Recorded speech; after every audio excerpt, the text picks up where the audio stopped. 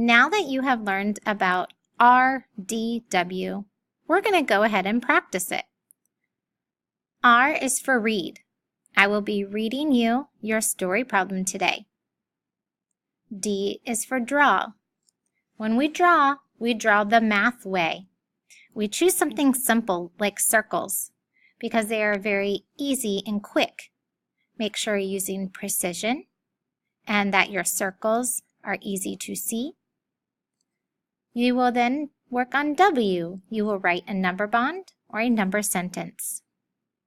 So get this piece of paper that you see in front of you and let's get started. Molly has 10 apples. 4 are red, the rest are green. How many apples are green?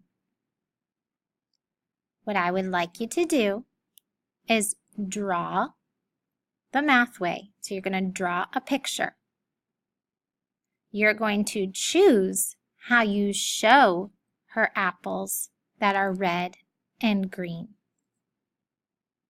Make sure you're precise with your circles and that your drawing matches the story.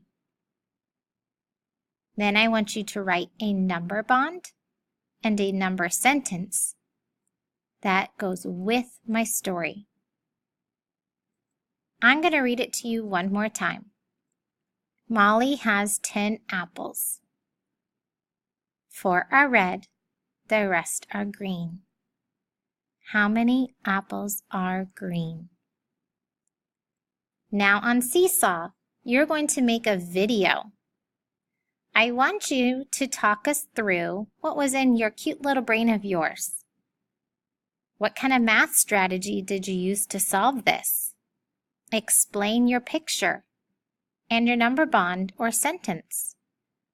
And then tell us how many apples are green. Can't wait to see your work.